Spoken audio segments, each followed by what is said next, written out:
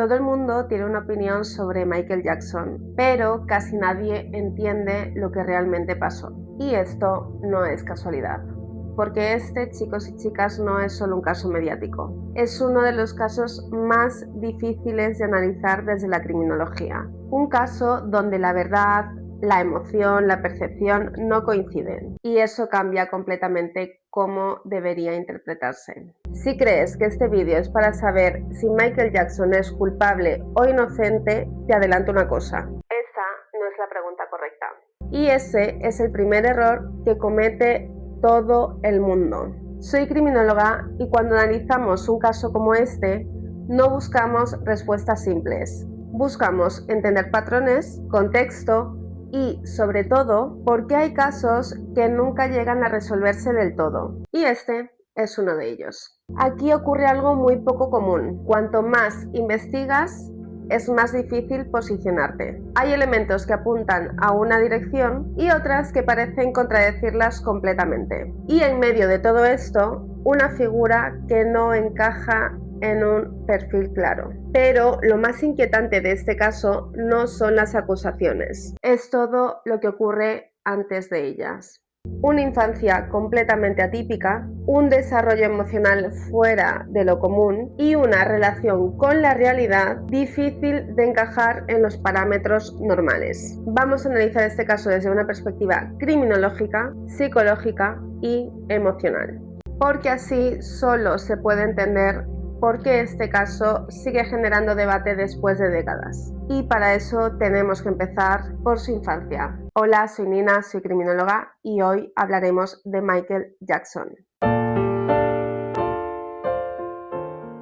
Podemos estar de acuerdo que no es un caso claro, ya que hemos dicho que después de décadas se sigue debatiendo. Y esto hace que sea muy difícil de analizar. No estamos ante una historia con una narrativa lineal, ni ante un perfil que encaje fácilmente en lo que la criminología considera típico. Conviven aquí elementos que generan sospechas y dudas. Versiones que parecen sólidas, pero a la vez se contradicen. Y cuando un caso tiene esta ambigüedad, ocurre algo muy concreto. La mayoría de personas no lo analiza, lo simplifica. Las personas eligen una versión y por lo tanto descartan otra, y así convierten un caso tan complejo en algo fácil de entender.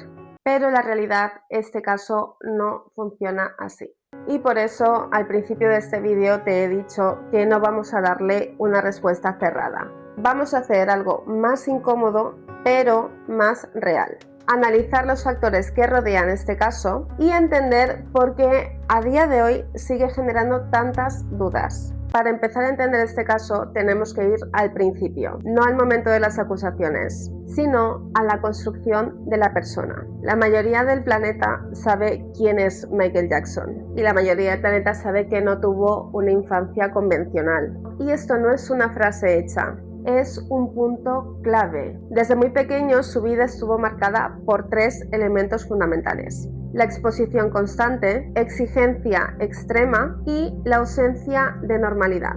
Él creció en un entorno donde el rendimiento era algo prioritario, donde el error tenía sus consecuencias y donde la identidad personal quedaba en un segundo plano frente al éxito.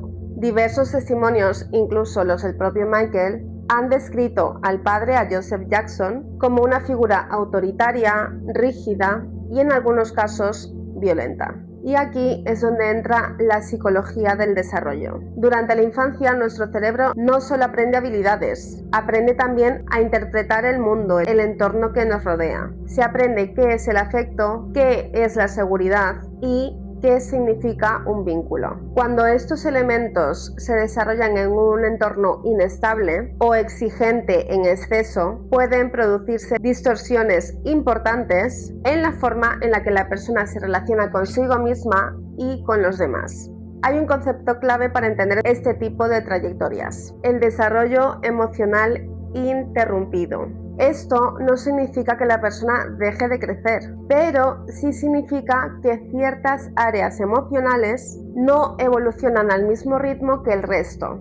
Y en el caso de Michael Jackson vemos a un adulto con una trayectoria profesional extraordinaria, pero con múltiples indicadores de una relación compleja con su propia infancia. Y esto puede manifestarse de muchas formas, desde una necesidad de recuperar experiencias no vividas hasta una idealización persistente del mundo infantil. Y aquí aparece un elemento que desde fuera genera incomodidad, su relación con los niños. No desde la acusación, sino desde la observación conductual. Pasar tiempo con menores, construir espacios diseñados solo y exclusivamente para la infancia, rodearse de ese entorno, no es por sí mismo una conducta delictiva, pero desde la criminología sí se analiza como un patrón atípico en adultos. Y repito, chicos y chicas, lo importante aquí no es juzgarlo, sino entender qué puede haber detrás de todo esto.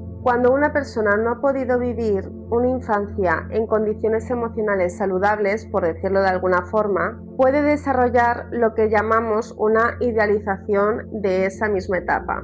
La infancia deja de ser una etapa superada y se convierte en un espacio al que se intenta volver. Esto necesariamente no implica que se tenga una intención dañina, pero sí puede generar dinámicas relacionales poco convencionales. En algunos casos, esta idealización se traduce en la búsqueda de entornos seguros, controlados y emocionalmente más simples, como puede ser el mundo infantil. Y aquí es donde el análisis se vuelve un poco complicado, porque una cosa es entender una motivación psicológica y otra muy distinta es evaluar si esa motivación ha derivado en una conducta delictiva. Y ese es exactamente el punto de tensión de este caso.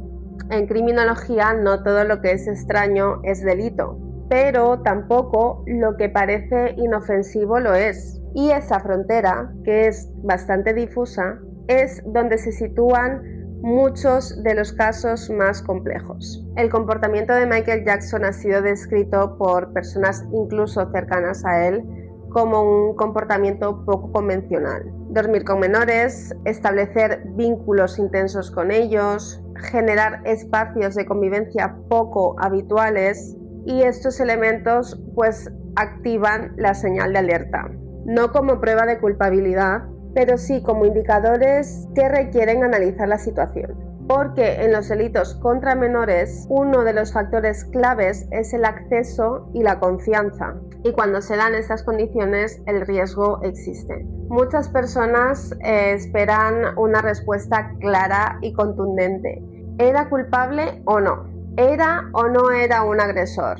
Pero, chicos y chicas, la criminología no funciona así. Tenemos que entender que los perfiles no son etiquetas cerradas, son herramientas para analizar los patrones y no emitir veredictos. En este caso encontramos una combinación poco habitual. Una figura extremadamente expuesta, con una biografía emocional muy compleja y con conductas que se sitúan fuera de la norma. Esto no encaja fácilmente en los modelos clásicos de agresores. Y cuando un caso no encaja, la tendencia social es simplificarlo, reducirlo a blanco o negro, a culpable o inocente. Pero la realidad rara vez funciona así.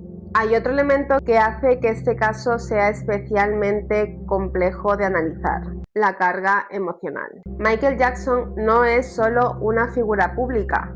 Creo que podemos estar todos o casi todos de acuerdo que es un icono cultural. Y cuando una persona ocupa ese lugar, deja automáticamente de ser percibida como un individuo, como tú o como yo, y pasa a formar parte de la identidad colectiva. Esto tiene una consecuencia directa: la objetividad se reduce, porque no solo estamos analizando hechos, estamos analizando lo que esa persona representa para millones de personas. Y aquí ocurre algo bastante interesante desde la psicología social: la disonancia cognitiva. Te explico, la disonancia cognitiva es ese malestar psicológico que se genera al mantener dos ideas o dos creencias o incluso actitudes contradictorias. Cuando la imagen que tenemos de alguien entra en conflicto con información negativa, el cerebro intenta resolver esa tensión. ¿Cómo lo intenta resolver?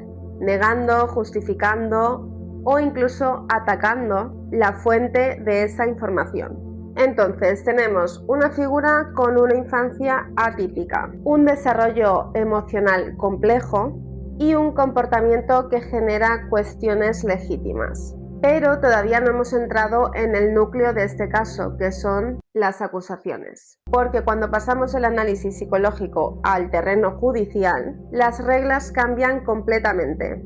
Y es ahí donde este caso se vuelve aún más difícil de interpretar.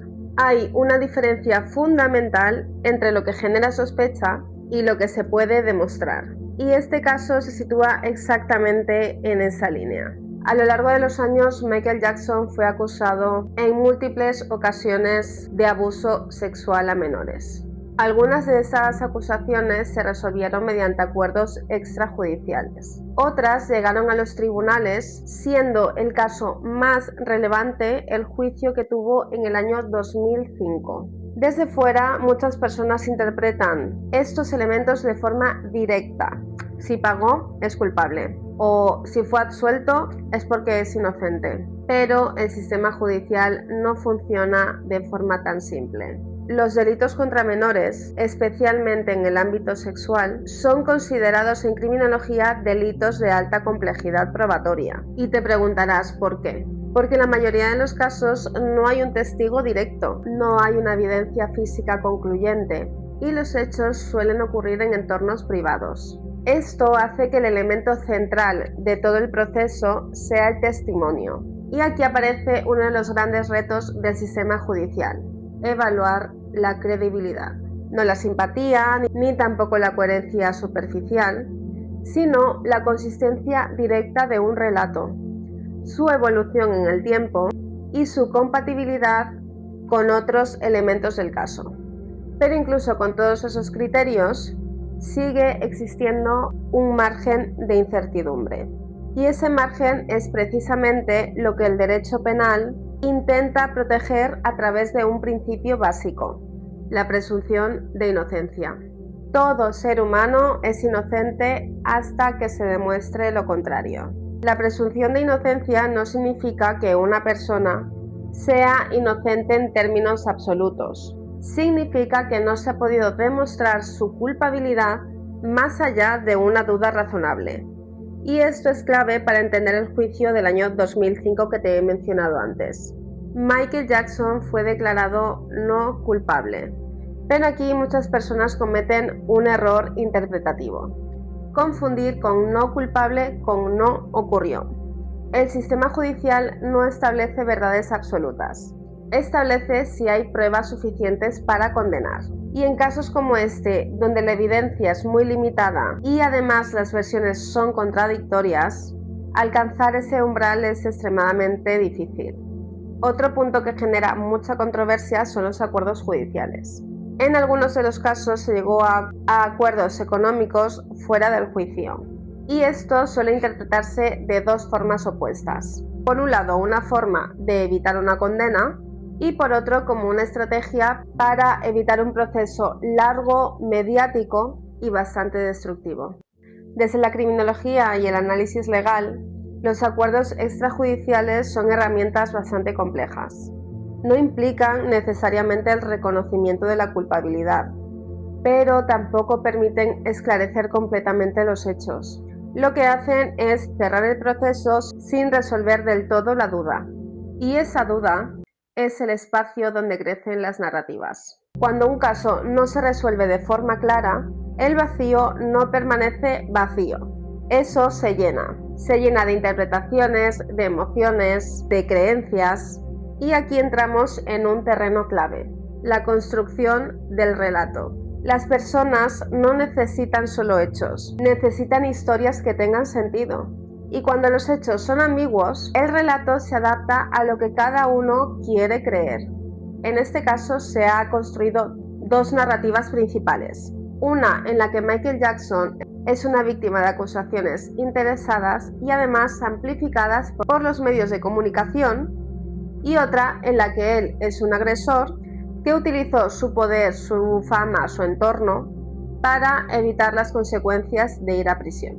Ambas narrativas seleccionan información y descartan la que no encaja. Pero debéis saber que esas narrativas no surgen de forma espontánea, se construyen en gran parte a través de los medios de comunicación. En criminología esto se traduce como juicio mediático. Es un fenómeno en el que la opinión pública se forma antes, durante y después del proceso judicial, muchas veces incluso al margen de lo que está ocurriendo dentro de los tribunales. En el caso de Michael Jackson, la cobertura mediática fue masiva, fue constante y profundamente polarizada. Cada detalle era analizado, interpretado, amplificado. Y aquí ocurre algo muy importante. Los medios no solo informan, también construyen significado. Deciden qué se muestra, cómo se muestra y qué cosas se omite. Pero el papel de los medios de comunicación no funciona de una forma sesgada. Interactúa con el espectador, con la psicología de cada espectador. Y aquí entra el sesgo de información. Las personas tienden a aceptar la información que refuerza sus propias creencias y por lo tanto rechaza la que las contradice. En un caso como este, donde la figura es tan conocida y emocionalmente significativa, este sesgo además se intensifica. Así, dos personas pueden ver la misma información y llegar a conclusiones completamente opuestas. Hay otro elemento que tampoco se puede ignorar, que es el poder. Michael Jackson no solo era una persona, él era una marca global a nivel mundial, una figura con recursos, con influencia y acceso. El poder puede facilitar acceso a entornos donde se producen determinadas conductas. Por otro lado, también puede generar mecanismos de protección, equipos legales, control de la narrativa, capacidad económica, pero también puede funcionar en el sentido contrario. La exposición extrema aumenta el escrutinio, la presión mediática y la probabilidad de ser objeto de acusaciones justificadas o no. Y esto vuelve a situarnos en el mismo punto, la ambigüedad. Han pasado décadas, el caso ha sido analizado, reinterpretado, debatido y aún así no hay consenso.